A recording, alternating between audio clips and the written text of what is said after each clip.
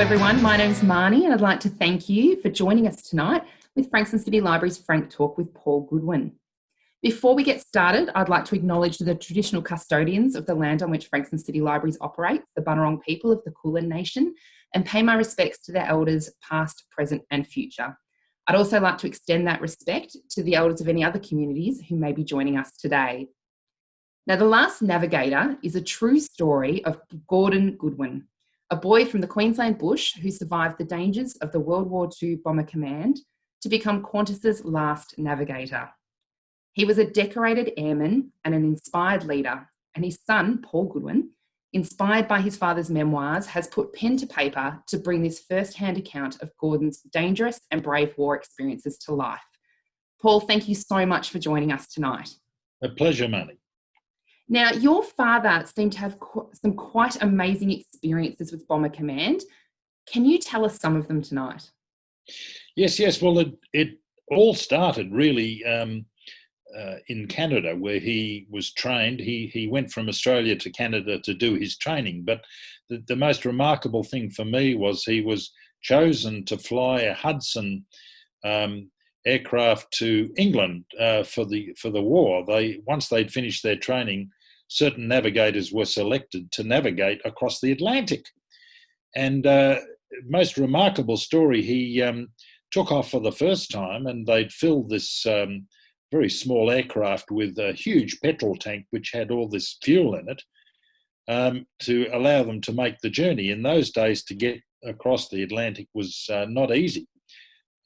He gets halfway, and of course one of the engines plays up. So he has to decide as the navigator, have they reached what they call the point of no return, which was basically should they keep going or turn round?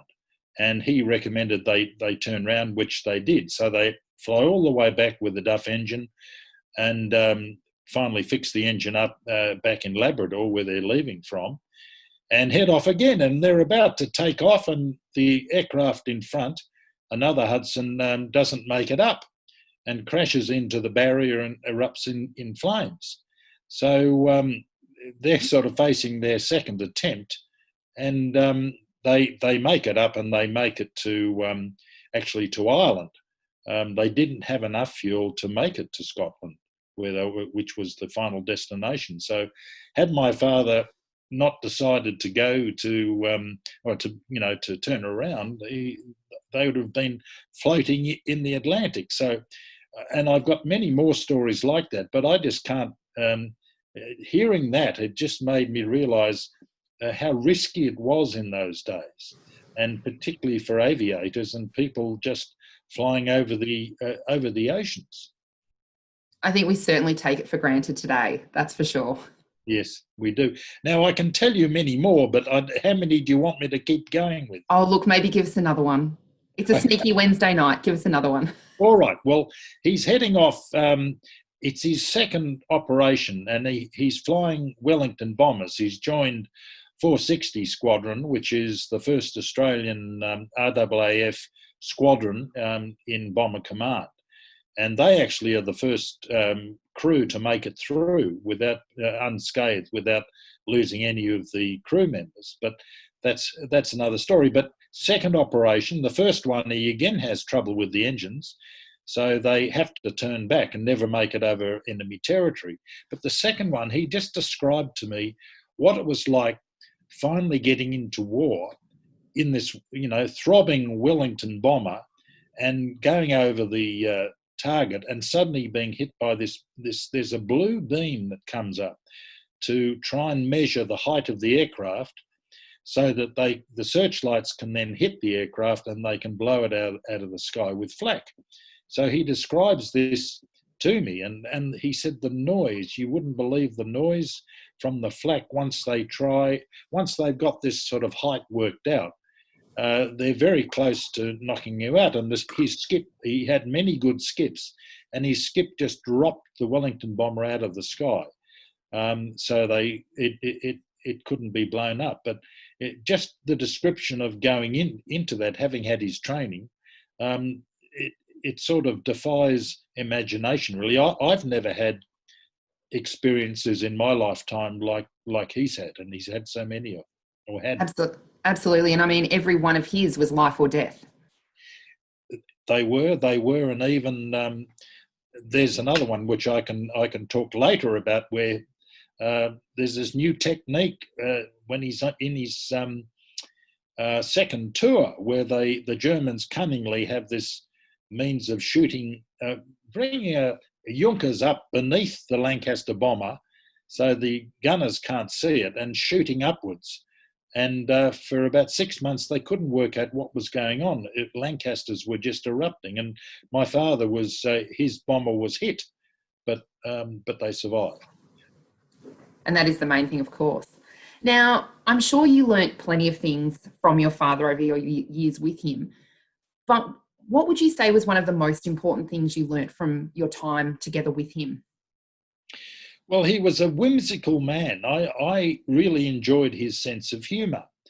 And having been through such serious experiences, you would think he'd be very depleted by it. But it was almost like, having survived 65 operations over enemy territory, he couldn't quite take anything after that too seriously. You know, he was a serious man, and he had great responsibility with Qantas. But he used to say to me, I used to be in corporate life, and he used to say to me when I'd complain a bit about, the problems I was having, he'd say, look, when you're up in a Lancaster and the enemy's trying to shoot the plane out from beneath you, that's serious stuff. But what you're talking about, well, life goes on. And he really helped me. I started to not take all of this terror too seriously. You do the right thing, but it certainly he had and I think most men of that generation were just grateful to have survived, and they just enjoyed the rest of their lives.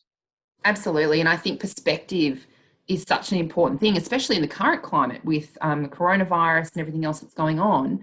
Yes. I know myself, I was always brought up with my father telling me it doesn't matter how bad things get, there is always someone worse off than you, always. Yeah, yeah. And I think it sounds very similar. It's, what you're dealing with might be hard now and difficult now, but other people have had it a lot worse and will have it a lot worse. And it's really nothing in the grand scheme of life. Yes, yes. Well, if you survive it all, then it does give you a new lease of life. I can't describe it, but it certainly for him, he was just grateful. He actually found his profession. He had a very tough upbringing. His father took him out of school by age 12. The Brisbane Boys College were going to give him a scholarship and allow him to continue, but his father wanted him to work during the Depression on the orange orchard, and so he sacrificed he was sacrificed by his father, but he rose above all of that. His uncle Stan helped him get into sugar boiling, and he was able to find his profession of navigation. So he was just grateful in the end for the war and the opportunities it gave him. Absolutely. And I must say, what amazed me in the book was I've read so many accounts of that time, and that book could have started and ended with his uncle coming and offering him that opportunity, and it just being turned down, and his father not allowing him to go. Yes. And that would have been the end of his story. It would. Did he ever talk about that? And I guess in a way, the luck he had in his father allowing him to leave the property. Well, his uncle Stan was a marvellous man, and you may recall from the book he was a big man, and his father was a big man as well. But he said he enveloped him. He was almost like a big, warm, cuddly bear, and he was the general manager of Bundaberg Sugar Mill, which in those days was a huge job. But he could see how he had a good relationship with my father, and they used to go hunting in the bush together on occasions, and he just wanted to save him. And so it was really Uncle Stan who he manipulated my father's father by saying, of course, Gordon will be able to send some money home. And they weren't very well off with the Great Depression. So he was able to manoeuvre it for my father to sort of get him out from under, as it were. But Uncle Stan really was his saving grace. Absolutely. And I think one of my favourite parts, it was just a little tidbit in it, but I think one of my favourite parts in those early stages was when he realised that he could actually have a life and started sending just a little bit less money home. That's right. That's And, you right. know, having a beer with the boys and being told that one of the most important things he can have is friends. Yes. And it's important to have those conversations and look out for each other and develop those relationships. So I did have a little bit of a giggle in that bit. I was like, good on you, mate. That's But right. now tell me, your father met your mum, a London girl, in the midst of the war. Yeah. Can you tell us about their thoughts on marriage and her wartime experiences?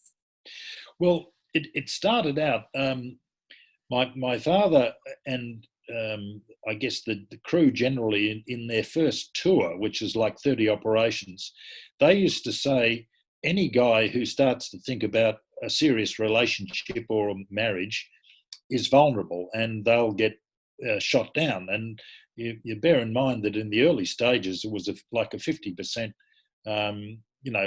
loss rate. So young guys didn't want to do anything that might make it hard for them. But as the war progressed, and he has his skip Arthur Doubleday is in a relationship, and he doesn't want to get married, and then he finally decides to get married, and it was through his skip and his wife that my father met my mother, because Joy, my mother, was a friend of Phil, who was the wife of Arthur Doubleday. And so they actually meet up. And as the book progresses, and my father was, in his memoirs, wrote this too, he realised that there was more to life, and he'd found someone he wanted to be with. And Arthur Doubleday, can't deny Phil children and getting married, because they're a little bit older, and he could see that she just wanted something now. And they lived a lot for the moment in those days. And my father, by his second tour, was starting to think about my mother and wanting just to have some sort of future, even if it was for a short time. But my mother, as a London girl, had 3 near-death experiences. So it wasn't just the airmen who were at risk. She was, I think she went out, she worked for ICI and raced out one day. They were in the country and waved at a plane she thought was friendly, and it came back at her and tried to kill her. Wow. And she was very close to being strafed by this fighter. And then she's in her digs out of London, and you'd think safe, but the bombers come over, and the German bombers, and haven't been able to unload their bombs, so they drop them in the countryside. She crawls under the bed in her boarding house in the countryside, and this huge 4,000-pound bomb comes straight through beside her bed and goes down into the kitchen below, and it didn't explode. So she's looking down, and she wrote some memoirs, she's looking down at this huge bomb. It didn't go off, and I wouldn't be here had it happened, sort of thing. And then the third experience was, you'll remember the V1 and V2 rocket bombs that Hitler used to send over to try and, if you like, discourage the British and, try and bring down their morale and kill civilians.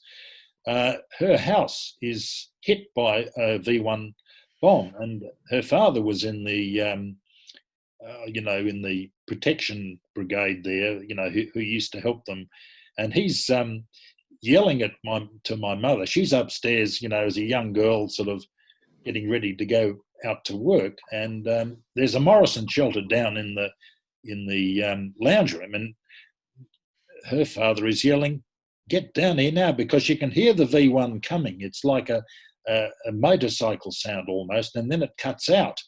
So once it cuts out, it's coming straight down, and it certainly does. It lands in their street, and she only just makes it into the Morrison shelter, has no time to put up the barrier to protect stop the rubble coming in, and the whole house is destroyed around them, and they're buried beneath the rubble, and they get the family out.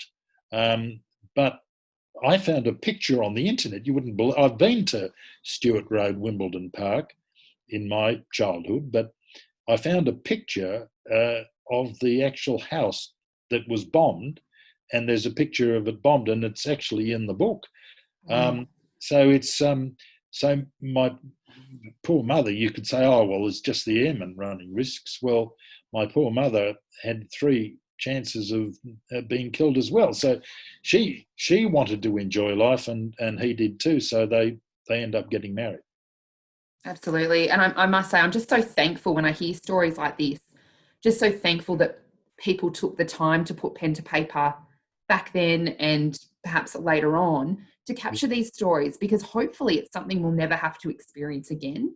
Yes. And it's capturing those stories that remind us why we don't want it to happen again, and why we need to essentially fight for it not to happen again. And it's absolutely remarkable that they were able to capture their stories.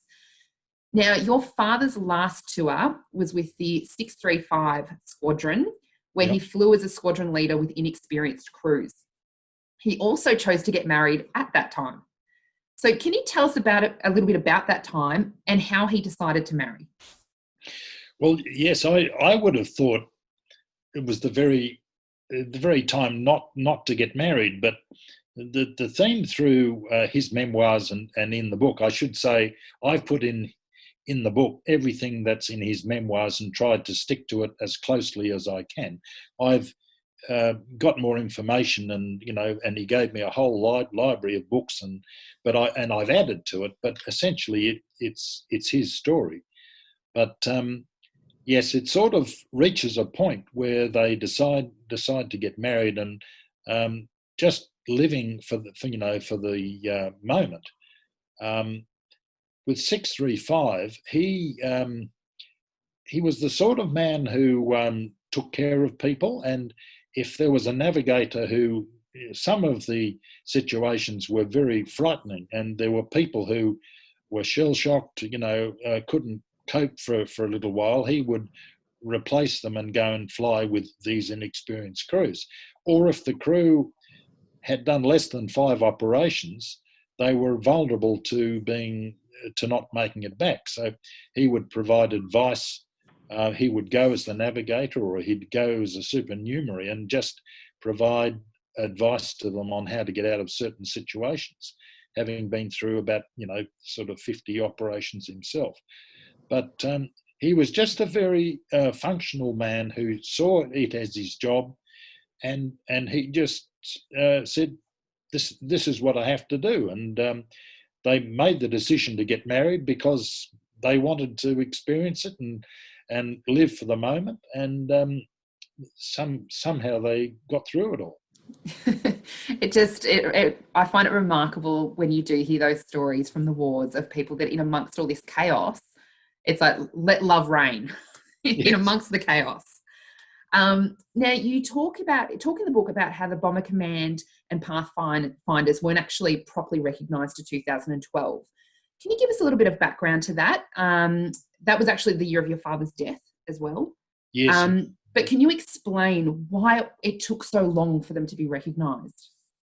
Well, it's all to do with the thing called area bombing. And I should say, from my reading and from this is my father's point of view, both Churchill and the War Cabinet were in dire straits in about 1940. There was talk of even a treaty with Hitler after Dunkirk, because things weren't going so well for the Allies. So it could have been quite bad. But they need to effectively sort of reduce the industrial might of Germany, and that's where Bomber Command came in. They were there to take as much of the industry out as they could. Now, there was an experience in England that I think this Harris fellow, who was in charge of Bomber Command, saw, where Coventry an English town, industrial town, was totally wiped out, and all the civilian um, inhabitants too were had their homes destroyed. Some were killed, but it meant that the recovery and the industrial productivity of Coventry just stopped. So they learnt that that's what they had to do to the Germans. They couldn't let them have the advantage anymore. You know, in the Ruhr Valley, they're producing petrol and tanks and all sorts of things. So they, Bomber Command, Churchill actually wants them to go out and do this damage. But at the end of the war, Churchill wants to get re-elected, and by a civilian population. And this is something that I found, is that my father found too, that there's no real understanding. If you haven't been to war, after the war, there's a lot of armchair experts who talk about how things may be managed, you know, and how maybe you shouldn't have done as serious a lot of bombing in the last 10% of the war. But the analogy used is it's like leaving the last bit of a cancerous growth in, and, you know, after an operation, you couldn't give Hitler any chance, my father felt, to recover. And so they just really went hard on this area bombing and bombing civilians, and trying to stop the productivity and their chance of getting back into the war. So he makes no apologies for it, but of course the political sensitivities were such that Churchill doesn't mention Bomber Command even in his 1945 victory speech. And what's more, all the other services get what they call is a special clasp, recognising what they've done in the war. Bomber Command received nothing. And I think Churchill felt guilty after the fact. He doesn't win the election. And Attlee, who did win, Churchill goes to him and suggests that he give a peerage to both Harris and to a guy called Don Bennett, who was quite a famous Australian with Pathfinders. All the other commanders get, you know, peerages, all sorts of rewards. Both Harris and Bennett receive nothing, and there is no clasp given. And to the point that both Harris and Bennett, partway through, strike their own medal and make it available. And it's not until 2012, the year of my father's death, when he was 94, that Queen Elizabeth opens up the Bomber Command Memorial. And I've been there. It's a magnificent place, and there's a picture of it in the book as well. But it's not until 2012 that the Queen finally says, look, we should really have been grateful for what Bomber Command did. And then I applied for the clasp, and I think I received it on my father's behalf a year after he died. So it's a bizarre thing of history, but it's just that there doesn't seem to be, you know, politics still comes into play, unfortunately, and there is a lack of justice in the world. We've seen it with the Vietnam vets and all sorts of things. People take these stands and don't really appreciate what the men have been through. Well, exactly, and we are talking about human beings. Yes. We're not talking about pawns. So yeah, I've always found that that lack of recognition for the services that human beings have undertaken and lost their lives in the process, or come home sometimes quite damaged, and aren't given that recognition and that thanks that other areas are. Yes. Well, that's the bizarre thing. And he even comes back after the war when he's trying to be demobbed, and he goes back to where he was trained in Brantfield Park, which is close to where I live up here in Sydney. And all the Air Force people, you know, the squadron leaders there, don't even offer him a drink or want to talk to him about it, because they don't really appreciate what's happened in Europe, and they're facing the Pacific War, and the feeling that was communicated to him was that he deserted Australia. You know, they were all here fighting off the Japanese, and somehow by being in Europe, and at the time the Empire Training Scheme was desperate to get supporting Australians, Canadians, and all sorts of people from the Commonwealth to help fight the war, which they did. Absolutely. Now, he did go on to serve 26 years with Qantas, and 13 of those were as Chief Navigator. Yes. Now, the title of your book is The Last Navigator. So can you tell us a bit about his Qantas career and how he actually managed to make his own career obsolete? Yes, well, he was very grateful for the war, and because it gave him his profession. As I said earlier, he trained as a sugar boiler, and he was quite technically brilliant, I think. And even though he left school at 12, so he was a self-educated man, very practical, and had great capacity. So he learns sugar boiling, and then through the war learns navigation. And his skips used to say that he was one of the best navigators in Bomber Command and Pathfinders. And he does training. He's in charge of the training school, and he ends up, I think, training the Pathfinder crews at the very end of the war. So his skills in navigation were sort of exceptional. And he's then approached, I think in about April in 1945, by Qantas. They're coming to England to look for crew to help them start the international airline Qantas, because at that stage it wasn't an international airline. And he ends up flying the second Lancaster to be used for international service back to Sydney from England. And from there he starts his career with Qantas. He flies flying boats and constellations, super constellations. He flew the Boeing 707. He was on the inaugural flight of many of those. He flew Queen Elizabeth and Prince Philip, around Australia. So he was very much involved in a whole range, the whole airline industry, really. But he found it amazing. I remember him saying, as he was just going out over the Arabian Sea, coming back in this first Lancaster, the difference between,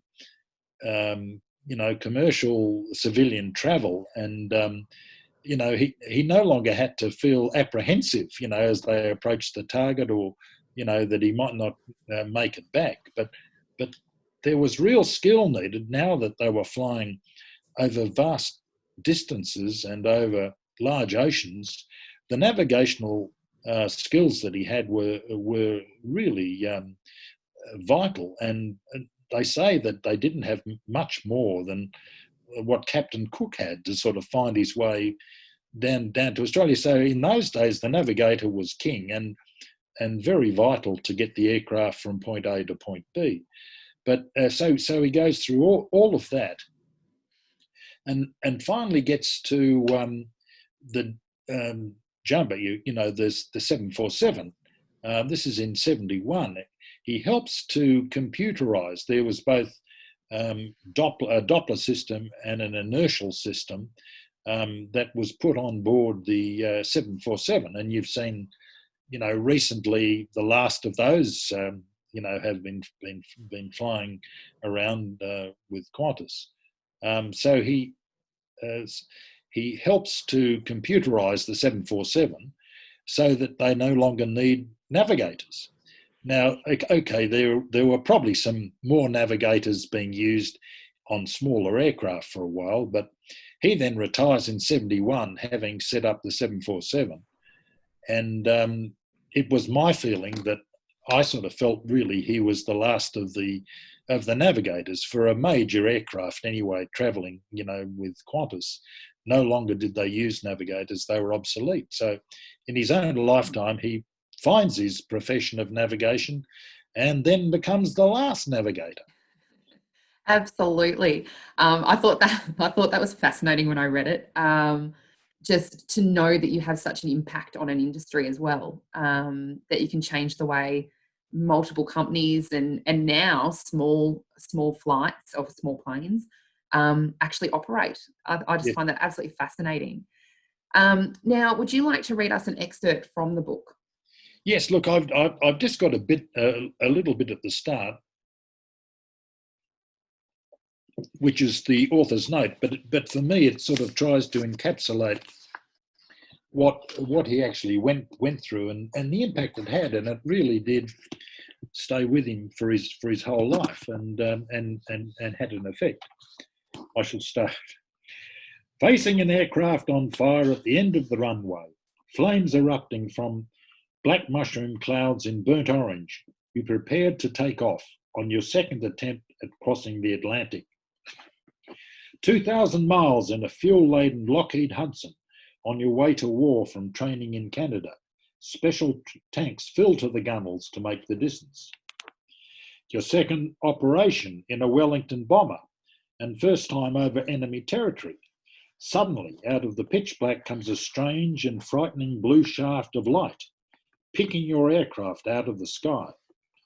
Coned by between 10 and 50 searchlights, locking on and lighting up the cockpit like daylight. You're surrounded by exploding flak, trying to blast you from the heavens with its tumultuous, shattering sound. The skipper drops the bomber out of the night sky. You fear your plane ditching into the ice-cold waters of the English Channel, being the only survivor in a life raft tossing in the dark, roiling ocean, awaiting possible sea rescue in the dead of night. The choking, chest-tightening feeling of being trapped in a burning Lancaster, enduring the uncertainty, you count down the requisite 60 seconds for the tanks to blow. Your skip has thrown off the fighters with yet another brilliant corkscrew manoeuvre. But will you get your badly wounded bomber home? The last nail-biting trip over Berlin, you briefly ponder how you managed to survive the last 8, attempting to bring the big city to its knees and end the war. You feel your chances for survival have moved to zero.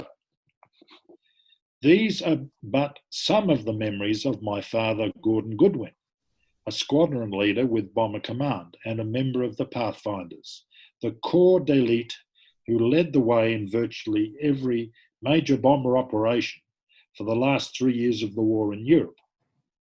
His ordeals would keep flooding back in his dreams at night, even into his 90s. War was my father's defining moment, releasing him from a mundane life and unpleasant childhood. Is that enough? That is. If you would like to stop there, that is absolutely fine. Now, Laura has asked a question. What do you think your father would say about having his life published?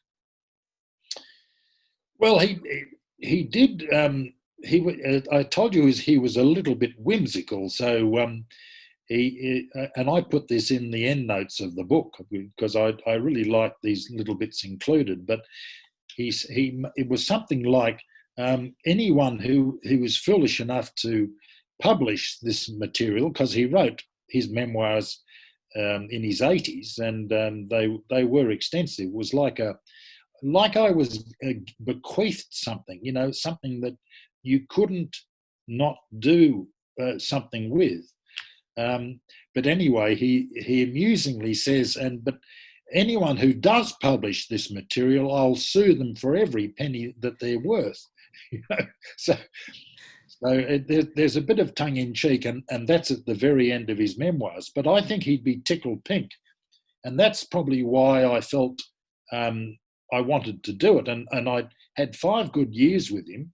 I retired reasonably early. I mean, he retired very early at 54. They had a marvellous life, my parents, flying everywhere and enjoying themselves. But I retired in my later 50s, and I had 5 good years with him where we just chat. And I could get all this feeling out of him. In his early years, he was a very contained man, and people of that generation they didn't talk much.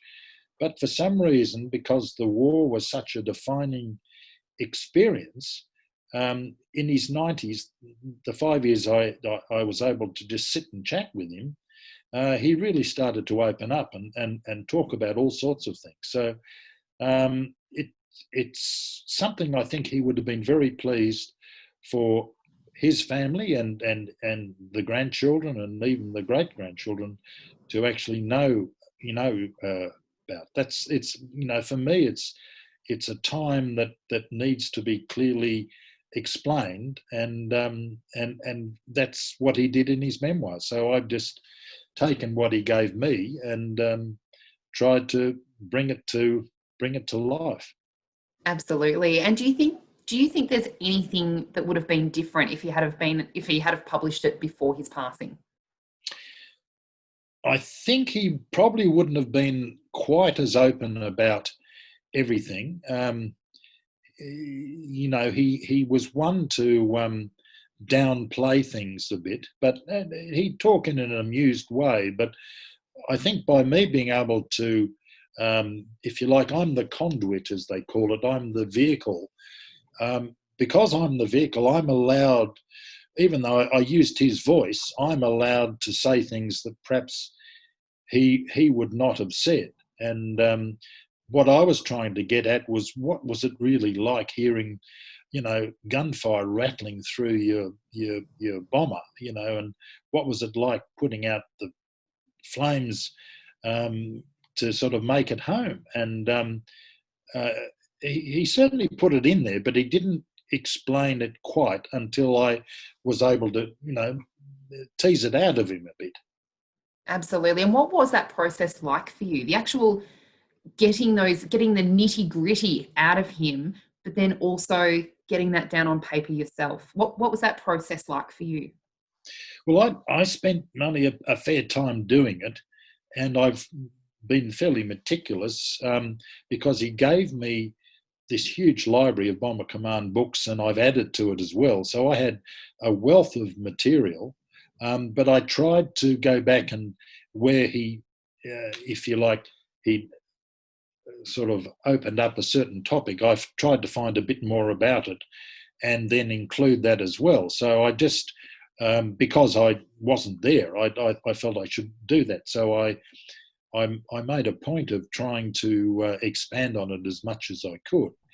But he liked to, I think towards the end, he liked to talk about it, and he liked his skip. Philip Patrick lived to 101, and they used to have whimsical conversations about the lack of recognition. Poor old Philip Patrick went through even more than my father. Well, not more, but he was nearly killed so many times. But he was a brilliant pilot. But he never got the DSO, my father. That's the Distinguished Service Order. He never received it, and he used to joke with my father, "Oh, it must have got lost in the mail." But he should have got it, and so there was this whimsical interplay, between old servicemen about the way things actually were. But I think my father would, and I know Philip Patrick too, and I've spoken to his son as well, and I've spent time over there with Philip Patrick. But they were just at the end very proud to talk of what they'd done in those 5 years. Absolutely. Now, something we do like to discuss here on Frank Talks is your publishing experience. So for you, what was the publishing process like for you? Actually securing a publisher and then going through that process with them? Well, I think I was fairly lucky because I went 3 times to Allen and Unwin. Laura's probably listening to this, but and I tried the first time. I had a contact and I sent the whole book in, but she then left. And then the second time, I just went through the Friday pitch thing, and at that stage, I didn't get to talk to anyone, and I'd heard nothing back. Third time, I went through Qantas because I went to Longreach in our caravan, and we spent time up there. I talked to Nicole Kuttner, who is the PR lady there, and she said, "Oh, you should talk to the curator of the Qantas Museum in Sydney." So I went and did that, and he was wonderful. He gave me an hour of his time, and then said, look, we've got a guy called Jim Eames who's written 5 books on Qantas's role in the war. Why don't you talk to him? So I finally talked to Jim, and I sent him a couple of chapters. He liked, I think, the Bombing Berlin chapter particularly, and said, look, I'm going to recommend you to Alan and Unwin. And I said, well, that's fantastic. This is the third time. And he knew this lady, Rebecca Kaiser, who's the editorial director, a marvellous woman.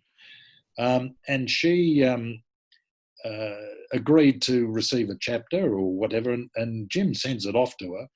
And I hear nothing for 3 months, and I'm thinking, what the hell's going on? So I get on to Jim, and he says, well, look, I've sent it. And Rebecca Kaiser guiltily comes back to me and says, look, I've lost it. Can you bring it in? Or can you get me another copy? So I just had 2 knees replaced at this stage. This is a long story. I'm sorry if it's tedious. But and so I thought, well, so I get the full manuscript.